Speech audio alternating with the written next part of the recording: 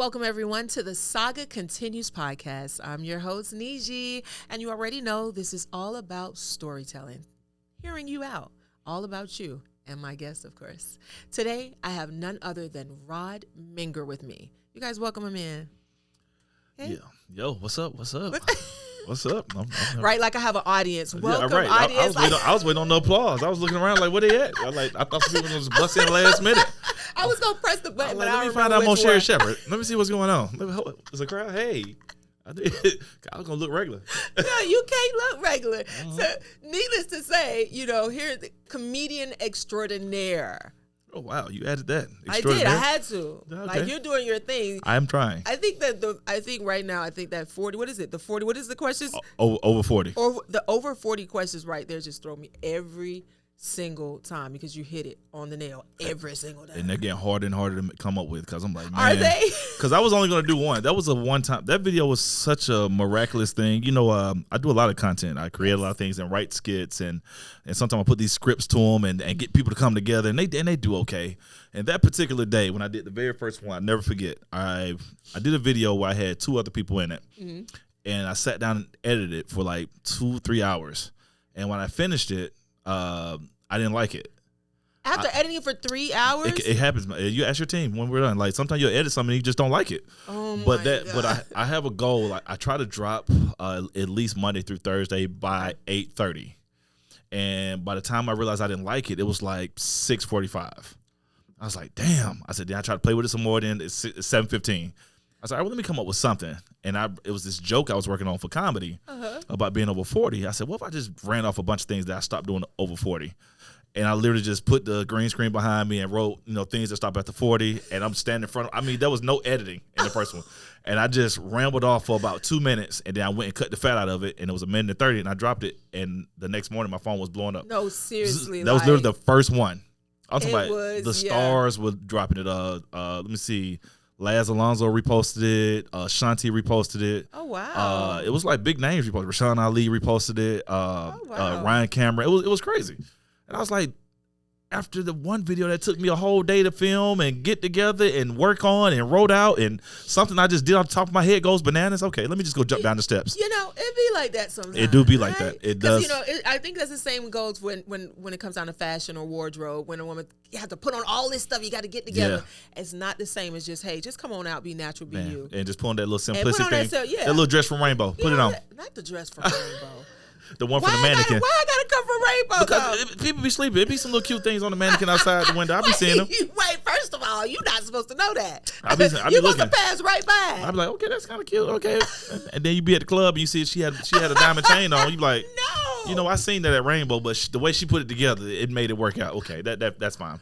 I'm embarrassed. I'm not going to Rainbow anymore. Okay, no, that's fine. You better go. You better go in there and get them 10 pair of pants for $3. You better get them leggings. I'm not doing that. They fit good. They fit. They good. They do not fit good. They don't fit all girls well at Rainbow. Okay. I'm a tall girl. I'm 5'10". I'm 215 pounds. It does not work. Okay. Well, I'm gonna take your word for it. Okay? I don't think you're 5'10". I don't think you're 215 pounds. But let's keep going.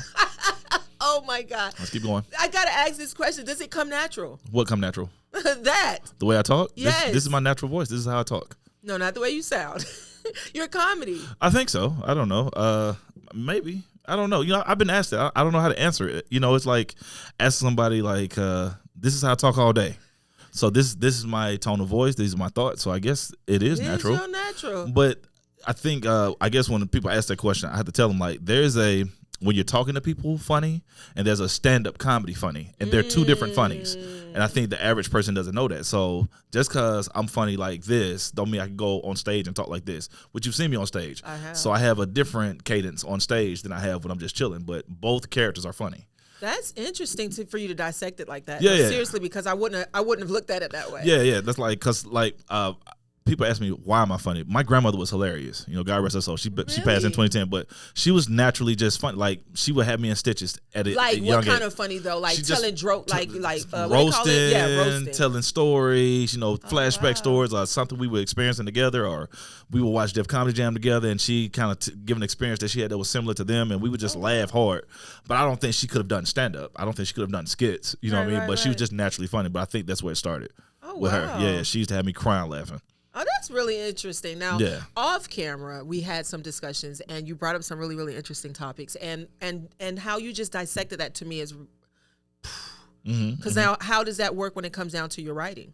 So with writing, you know, this funny thing, writing is a loose word with skits and with comedy, because some stuff that you do, you don't actually just write it. You just kind of think about it. You're like, you know, I got this idea. You know, okay, let's say you said you're 5'10", right? Yes. I said, I'm gonna do something where I go on a date with a girl that's taller than me. You know what I'm saying? So I'm like, yo, need you bring some shoes that are like high heels. So you're taller than me, and I got this idea. It's not written down. It's just in my head. And then when you get there, we're gonna kind of improv it, and then it might work, it might not. So it's not necessarily always just written, but you kind of write bullet points. You know, one would go out and date with a taller girl. You know, or you know the one where you know this happens, or you know the baby daddy show up. You just kind of have these bullet points, and then you do them when people come together. You brought up another point off camera that kind of relates to this. You know, having to start something and not being able to finish it, or it's going one way and you completely change it very last minute, just like you mentioned. Yes, you know? That happens. I think a lot of people won't admit it, but I think artists are scatterbrained. You know, we always have so many thoughts at once because I think in this industry, only certain people with a certain level of confidence will admit it, but we are the most have to do free stuff to get a check industry in the world, and it's not battling just doing the free stuff. You got to battle the delusion that you're giving your family. You know, I mean, you know, you could just go work at T-Mobile, or you could just go do this, or you could just do a regular job. You know, they're hiring over here. Well, you went to school, you could have, and then I realized, like, you know, you're working towards a goal it's a high risk, high reward situation. And, you know, you have to do those free things. You got to do social media. At what point do you say I'm no longer doing free stuff? You know, because for me, I've been on this journey professionally since I started when I was 6, but I've been in the journey professionally since 2010 acting. We're talking about acting. Correct. And I'm still on that journey, you know, and sometimes I still get offers to do things a lot, you know, free and, you know. Yeah, well, but I don't think it ever stops because let's be realistic. Would you go to the Emmys if they asked you to come next year? I would. Okay, that's free. Right? Would you take pictures on the red carpet if you went to the Emmys? I would. Okay, that's free. All right. If Sherry Shepherd asked you to come do an interview about your upcoming movie, would you go? Absolutely. That's free. Okay. If Wendy Williams was still around, would you go? So it has to make sense. So it has to make sense. Because also viewership is currency. Right. Because like right now, the things I've booked this year, which has been such a blessing, this year has been really packed for me.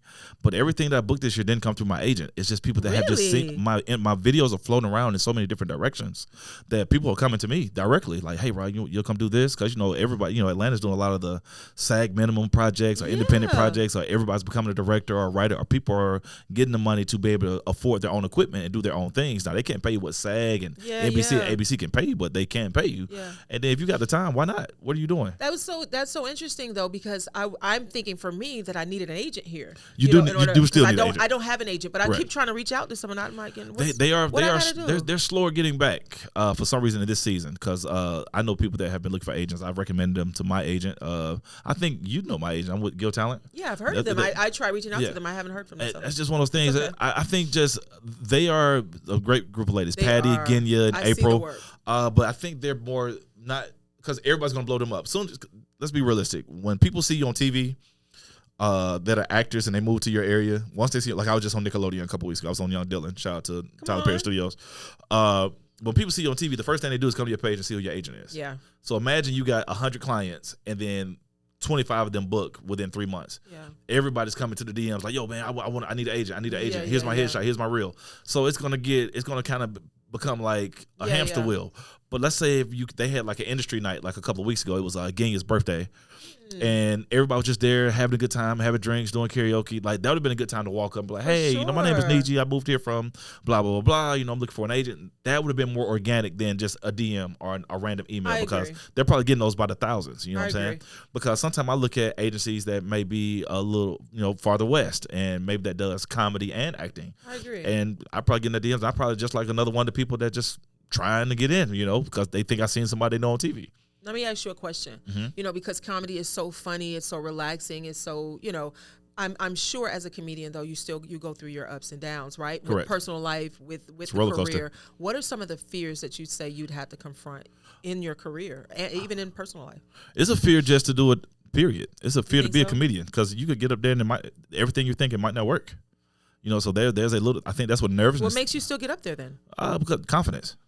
I mean, acting comes with fear. Don't you? It does. When they say action, it's like for some reason nobody knows this, but when they say action for a quick millisecond, you forget the entire scene. It just goes away. It's like action. You're like, oh shit. You know what I'm saying? Like, wait a minute. And then once you start, it just comes. So I think that's where nervousness comes from. Yeah. The roller coaster for me is I love for my schedule to be jam packed, and I hate when it's quiet because it's not like those things where you get a check every Friday. You know what I'm saying? It's like you have to be at work to be at work. You know what I'm saying? And when it's quiet, I get really like concerned. Like, well, what's next? What do I do now? Like, what can I do now? That's so true. Yeah, it's like that. And thankfully, I got the wife that I have who's really, really great about like, bro, like you need a break sometimes, like, because I'll be gone literally majority of July. Like my schedule's already booked up for most of July, and she's like, bro, when you get home, sometimes it's time to take a break. You gotta appreciate rest. You know what I'm saying? On that note, we're gonna take a break. Boom. We'll be right back.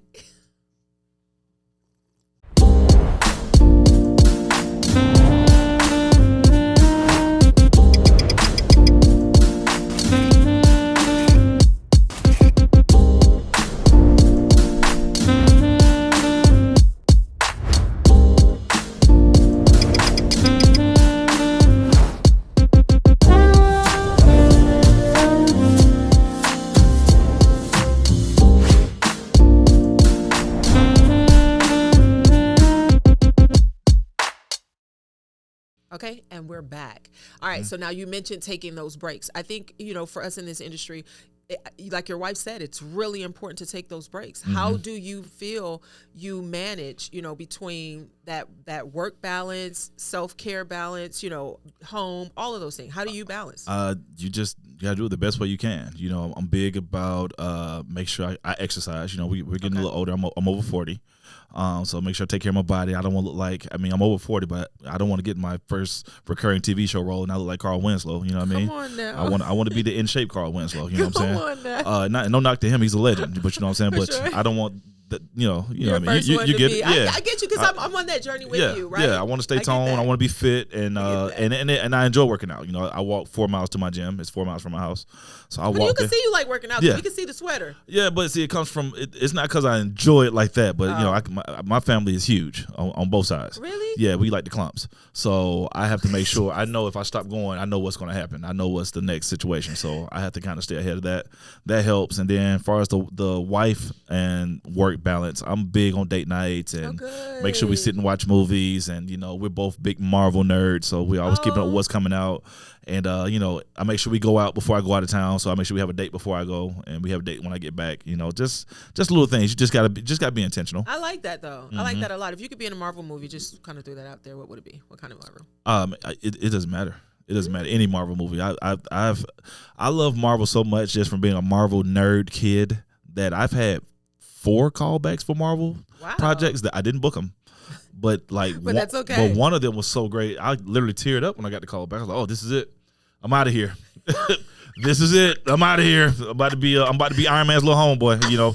So and then it's funny because I don't know if you've had a Marvel audition. No, I have not yet. You never know what it is. They don't tell you Really? There's no title. So you really won't know what it is until you watching the movie and you see the lines. And then you're like, oh yeah, I remember that. Yeah, okay, yeah, that's. That has happened to me in other. Yeah, the only one I can remember specifically, the role T.I. had in Ant-Man. I had a callback for that. I had a callback for that. And the guy that was the assistant in She-Hulk. I don't know if you've seen that. I didn't see She-Hulk. It was a Marvel series. I had a callback for that too. And then when I seen it, but then when you see it, you're like, I get it. Yeah, that makes sense. Right. They fit. That's a good point too. Yeah, sometimes they fit better. Right, because that was my next question to you. Like, not necessarily how do you find the opportunity, but how do you identify what projects you want to be a part of, what brands you want to represent. Even films. I'm not in a choosy part of my career. There are boundaries of things that I will not do. Okay. But it's not a whole bunch of things where I'm like, well, I need the role to be like this. I need to be this type of character. I'm just kind of, whatever. I'm at a place where I'm just trying to be a magnet. What comes to me, give it a shot. What I love now is a lot of people don't know that I'm a theater head first, before I was a comedian. So I didn't start out as a comedian. We'll get into that. But, yes, because that's where I want to go next. Right. So, go ahead. But I did theater first, way before comedy. And for how long?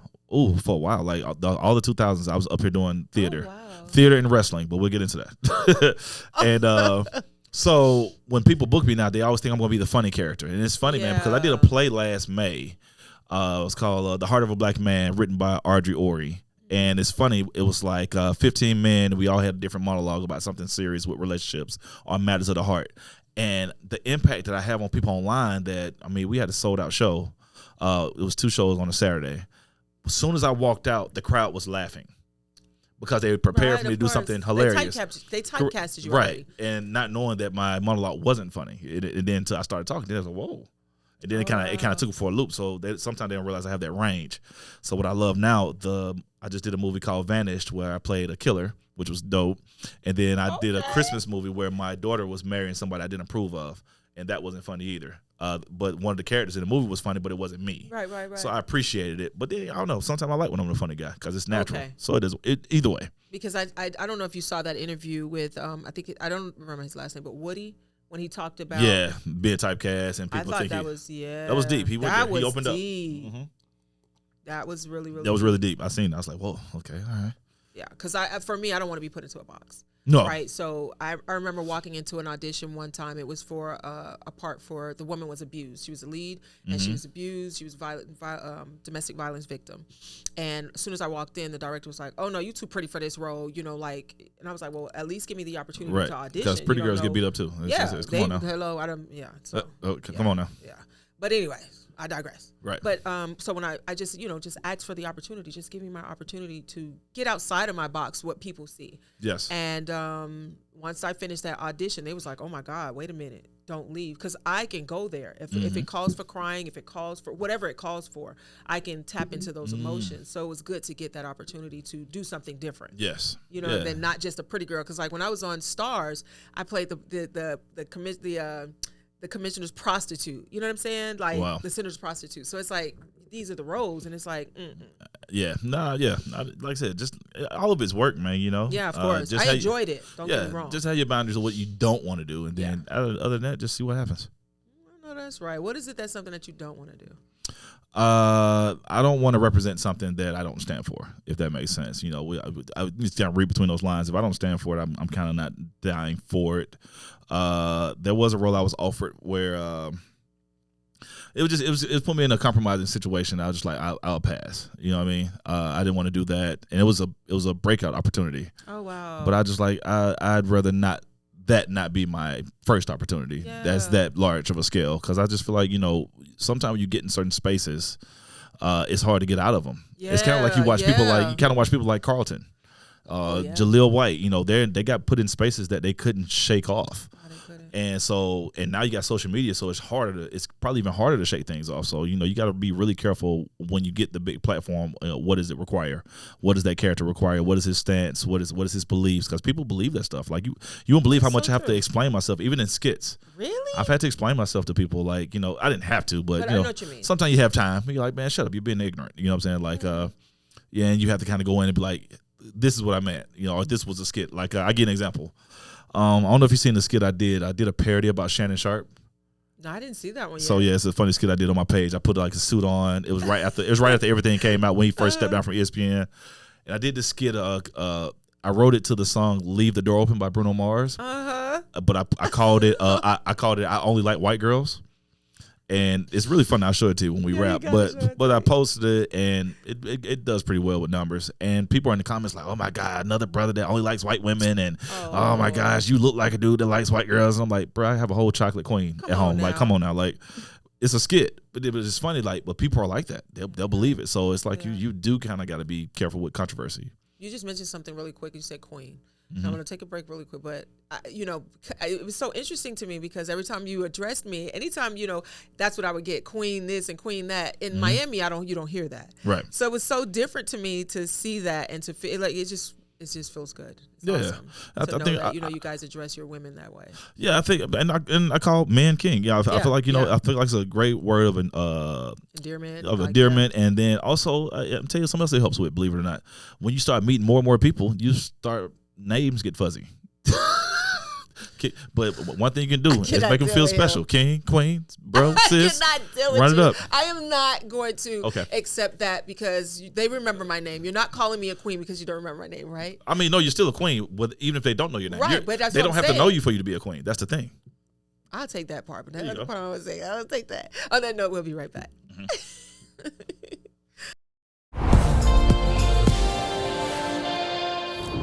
It's spring, it's summer. Sometimes you want to just put the brim on and let them know what time it is. Ace Club, Deuce Club, Trey Club. What I love about these is it's Chanel. It's not just embroidery. We done took it up a notch. We done went Chanel on them. Talk to them about these lovely hats, please. Of course, on the hats you do see the raised detail. So you see the embroidery zigzag stitch around, and even on this hat has the year. Under the brim is the color, so you need this in your life if you're alpha, okay? Also, check this out. I gotta show you this. You ready for this? Ace Dog, where you at? Deuce Dog, where you at? Shout out to the Trey Dog. Holler at Winners Industries, man. Our motto is, you think it, we ink it. We make custom hats right here. Get your line number, get your chapter. This has been the QVC Shopping Network, coming at you live from your mama house. And I'm out. And we're back. Okay, so really quickly before we wrap, I just have to ask.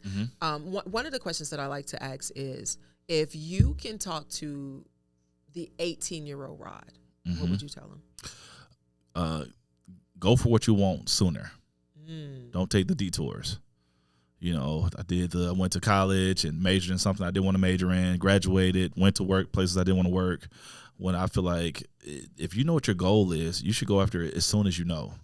Maybe I should have, packed up and moved to LA or New York and started taking acting classes out there at 18.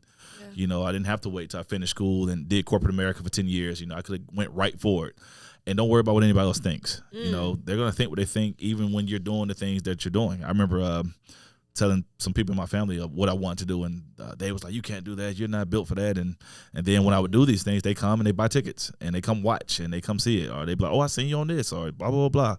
And it's like, whether you do it or you don't do it, they're gonna talk about you anyway. So just go do what you want to do and go for it as soon as you can, because you don't know how much time you have. No, Rod, I swear I wish I could talk to you so much longer. Like, you have so much experience, so much knowledge, and you're willing to share. And I really do love that. And I think a lot of people, just need to hear it. Because I've ran out of time, so I can't really ask you more questions. Oh man, hey, that was quick. But all that means is you got to come back. Hey, bring me back, man, because I love the area this place is in, because it's right next door to where I got this sweater from. Went to Industries. I got it at Winter Industries, man. It's right next door, which I didn't even know till your team hit me up like, don't park in front of Winter Industries. I'm like, random. I have on their sweater. What are the odds? What is the alignment is going on here? Come on now. And that's something that I love that you use that word alignment, because I have been praying diligently for God to align me with the right people. Man, well, today was something, because I'm like, Winter Industry, this is out of control. Like, I was like, what am I wearing? That's how I throw a hoodie on and this is fresh. Got some shoes that match it. I'll throw glasses. It on. Oh, the glasses are a brand deal as well. This is from Kazoku. Yeah, so I got this. This is the deal, man. So, you go to the Kazoku lunettes.com. You can get a discount on some very, very fashionable glasses with the Rod Minger promo. Period. Boom. That's how you drop a promo. That's how you drop a promo. It was easy. It was very I gotta organic. take notes. I gotta take notes. Wasn't even forced. Just dropped it right on there. Just an accident. Well, bam. Thank you so much, Rod, for thank you joining for me inviting today. me. It really meant a lot for you to join me today. Yeah, this is great. I know your schedule's really busy. Hey, man, I'm trying. But you made time for me, so that says a lot. Hey, we here. Come on now. All right, guys, you already know it is a wrap for the Saga Continues podcast. Just for today, we'll be back. I'm your host, Njie. See you soon.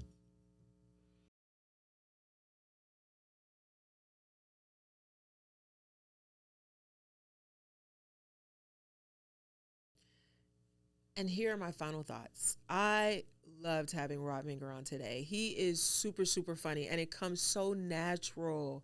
What I learned from him, though, is that no matter how long it takes you in this industry, you can still have the fire. You can still have the inspiration. You can still have that I can do it attitude. And when he mentioned Marvel, I think that took me somewhere, because, for me, I like to still color and I like to still do things to show that kid inside of me. And when he said, he still has that ambition for Marvel, I was like, yo, You're never too old. You're never too old to follow your dreams. You're never too old to do what you love. Like, you can do it. Do it against the grain. And like he mentioned, there were people that was against him, his own family. You know, I've had that. I've had family members, friends, you know, talk down on what I do or how I'm doing it or my age or I'm a mom and all these things, these naysayers. Do it anyway. You got a dream, follow it. If you don't believe in you, who will? Right? Starts with you. Just do it. All right. That's my final thoughts. Be sure to subscribe at The Saga Continues.